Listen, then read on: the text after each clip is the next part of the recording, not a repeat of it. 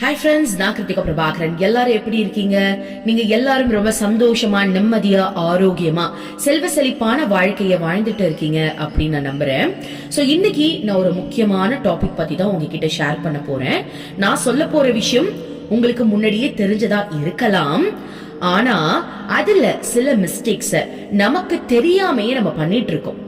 ஏன்னா நான் சமீப காலத்துல சில பேர்கிட்ட பேசும்போது அதை நான் தெரிஞ்சுக்கிட்டேன். அதாவது லா ஆஃப் அட்ராக்ஷன் பத்தி தெரியுது. நம்ம என்ன நினைக்கிறோமோ, என்ன உணர்வுகளை கொடுக்கிறோமோ, அது இந்த பிரபஞ்சத்திற்கு போய் சேருது. அந்த பிரபஞ்சம் அதற்கான செயலை செஞ்சு நம்மளுக்கு ரிட்டர்ன் கொடுக்குது இப்படின்றது நமக்கு தெரியும். ஆனா அதே பிரபஞ்ச சக்தி இன்னொரு இடத்துல இருக்கு. எங்க இருக்கு?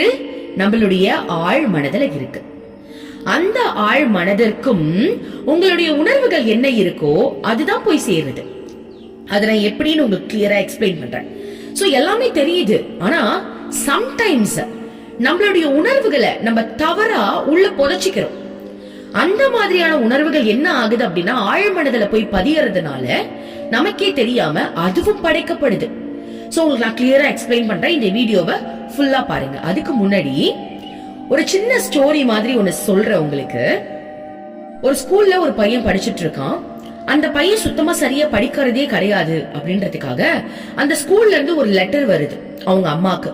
என்ன லெட்டர் அப்படின்னா, உங்க பையனை நீங்க கூட்டிட்டு போயிடுங்க, இனிமேலுக்கு உங்க பையனுக்கு படிப்பு ஏறதுக்கு வாய்ப்பே கிடையாது, அவன் சுத்தமா படிக்கவே மாட்டிக்கிறான், எல்லா சப்ஜெக்ட்லயுமே அவன் ஒழுங்கா மார்க் எடுக்கல, சோ நீங்க கூட்டிட்டு போயிடுங்க அப்படின்ற மாதிரி ரொம்ப கோவப்பட்டு அந்த ஸ்கூல்ல இருந்து அந்த பையனோட அம்மாவுக்கு ஒரு லெட்டர் போகுது. அவங்க அம்மா என்ன பண்றாங்க, அந்த லெட்டரை பார்த்துட்டு என் பையனுடைய டேலண்ட் எனக்கு தெரியும் அப்படின்னு நினைச்சுக்கிட்டு அந்த பையனுக்கு எப்படி சொல்லி கொடுத்தா புரியும். அம்மாக்கு தெரியும் இல்லையா, அந்த பையன் எங்க ரொம்ப பிரைட்டா இருக்கிறான், சோ என்ன மாதிரி அவனுக்கு சொல்லி கொடுத்தா புரியும்ன்றது அம்மாக்கு தெரியும் இல்லையா. அதனால அவனை உட்கார வச்சு அவனுக்கு தேவையான எல்லா சப்ஜெக்டையும் அவங்க அம்மாவே சொல்லி தராங்க. அவனுக்கு புரியுற மாதிரி, அவனுக்கு புரிய வைக்கிற வகையில அவங்க அம்மா சொல்லி தராங்க. கடைசியில அந்த பையன் ஒரு பெரிய சயின்டிஸ்ட் ஆகலாம். அவன் வேற யாரும் இல்ல, நம்மளுடைய தாமஸ் ஆல்வா எடிசன். முதல்ல ஒரு பெரிய பல்பு கண்டுபிடிச்சார்ல, தாமஸ் ஆல்வா எடிசன் தான். இது உண்மையாவே நடந்த சம்பவம். சோ எப்படி சுத்தமா படிப்பே ஏறாது இந்த பையனுக்கு சுத்தமா இனிமேல் படிப்பே ஏறாது அப்படின்னு சொல்லி அனுப்புன ஒரு பையன் எப்படி ஒரு பெரிய சயின்டிஸ்ட் ஆக முடியும்? அதோடைய மூல காரணம் என்ன அப்படின்னு பாத்தீங்கன்னா, அந்த பையனுக்கு எந்த விதத்துல சொன்னா புரியுமோ அந்த விதத்துல சொன்னதுனால இன்னைக்கு அவங்க சயின்டிஸ்ட் ஆனாங்க.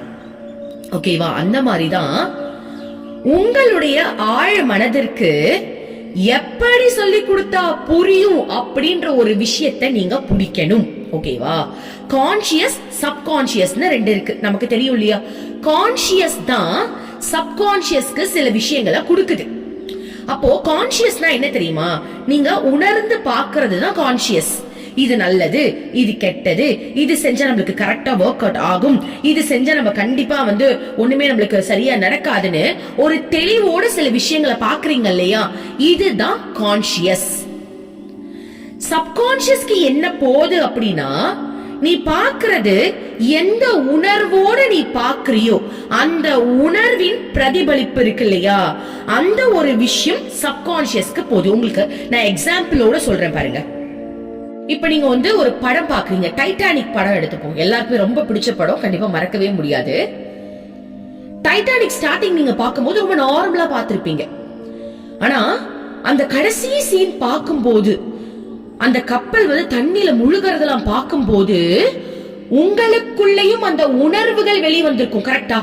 அந்த படம் இல்ல, எந்த படமா இருந்தாலும் நீங்க சம்டைம்ஸ் அந்த ஒரு ஸ்டேஜுக்கு மேல அந்த படத்துக்குள்ள நீங்களே போயிடுவீங்க, நீங்களே முழுகிடுவீங்க. அப்போ அந்த படத்தின் மூலமா உங்களுக்கு ஒரு உணர்வு வருது இல்லையா, அந்த உணர்வு தான் உங்க ஆழ் மனதுல போய் ஆணி அடிச்சா மாதிரி பதியும்.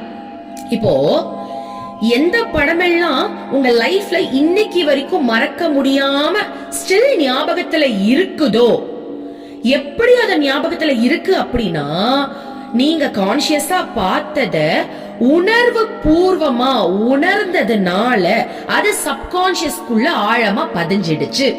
யோசிச்சு பாருங்க, நீங்க சின்ன வயசுல இருந்து இன்ன வரைக்கும் எத்தனையோ படங்கள் பார்த்திருப்பீங்க. ஆனா எல்லா படமும் ஞாபகம் இருக்கா? எந்த படத்துக்கு நீங்க உணர்வை கொடுத்தீங்களோ, எந்த படத்தை நீங்க ரசிச்சு அனுபவிச்சீங்களோ அது மட்டும்தான் உங்களுடைய ஆழ் மனதுல இன்னமும் பதிஞ்சு இருக்கும். புரியுதுங்களா? அப்போ கான்சியஸ் அப்படின்றது நம்ம பாக்குறது, சப்கான்சியஸ் அப்படின்றது நம்ம பார்த்து எதை உணர்ந்தோமோ அந்த உணர்வு நமக்கே தெரியாம உள்ள போய் பதியறது. அப்போ கான்சியஸா நம்ம ரொம்ப தெளிவா இருக்கணும். எது நமக்கு வேணும், எது நமக்கு வேணாம் அப்படின்றதுல ரொம்ப தெளிவா இருக்கணும். ஓகேவா? இப்ப திரும்ப நான் எக்ஸாம்பிளுக்கு படமே சொல்றேன். ஒரு நல்ல ஒரு சூப்பரான ஒரு ஆக்டிவான நீங்க ஒரு மூவியை பாக்குறீங்க அப்படின்னா உங்களுக்கே தெரியாம அதுக்குள்ள இருக்கிற நற்குணங்கள், நல்ல நல்ல விஷயங்கள் உங்களுடைய ஆழ் மனதுல பதிஞ்சிடும்.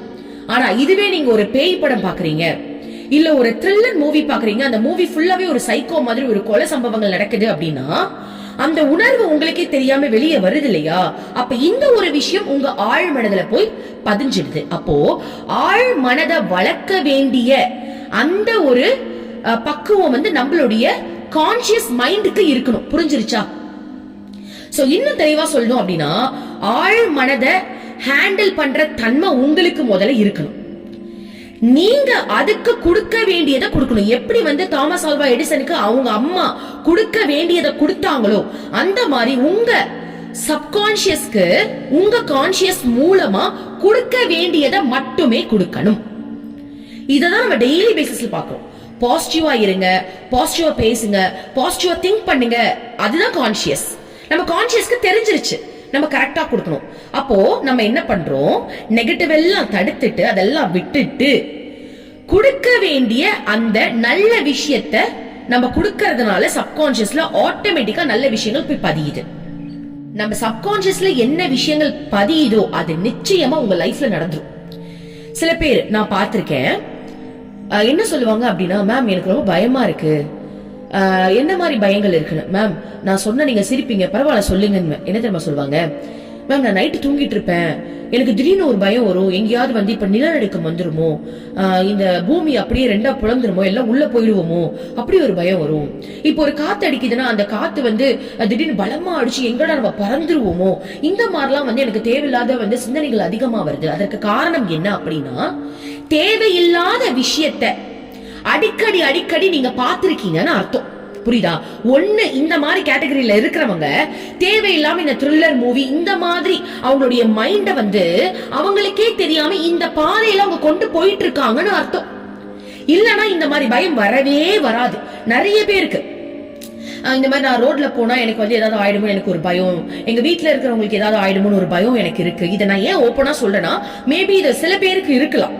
சோ இதற்கு காரணம் என்ன அப்படின்னா, உங்களுக்கே தெரியாம இந்த மாதிரி செலக்டிவான விஷயங்களை அடிக்கடி நீங்க பாக்குறீங்கன்னு அர்த்தம். ஒண்ணு மூவி மூலமா பார்க்கலாம், இல்ல அந்த கதையை நீங்க அடிக்கடி பேசலாம், இல்ல அதுக்கு ரிலேட்டடான விஷயத்த நீங்க படிக்கலாம்.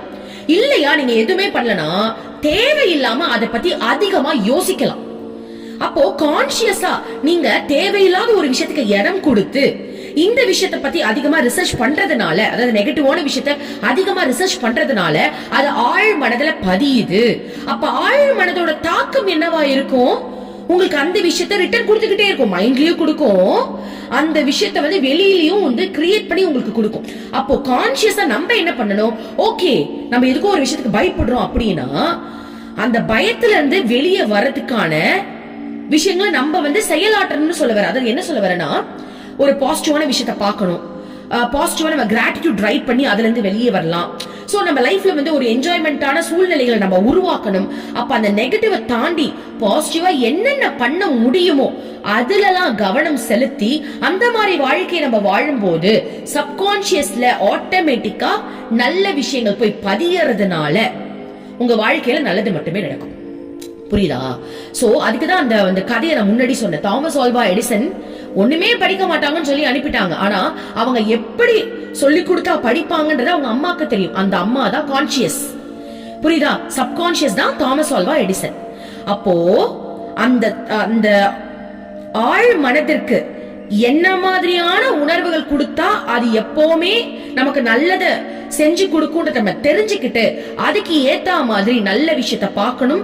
நல்ல உணர்வுகளை நம்ம கொடுக்கும் போது நம்ம எய்ம் ஒன்று ஃபிக்ஸ் பண்ணிட்டு அதுக்கு ரிலேட்டடா அது நம்ம அடைஞ்சிட்டோம் அப்படின்ற மாதிரியான ஒரு கற்பனையை கூட நம்ம கொடுக்கும் போது ஒரு ஸ்டேஜ்ல ஆழ்மனம் அதை நம்பிடும். அது நம்புறதுனால உங்க வாழ்க்கையில அது நிச்சயமா நடக்கும். அப்போ கான்சியஸ கரெக்டா பயன்படுத்துங்க. சப்கான்சியஸ் மூலமா உங்க வாழ்க்கைக்கு தேவையானது அடைங்க. ஓகே, ரொம்ப நன்றி. Thank you universe.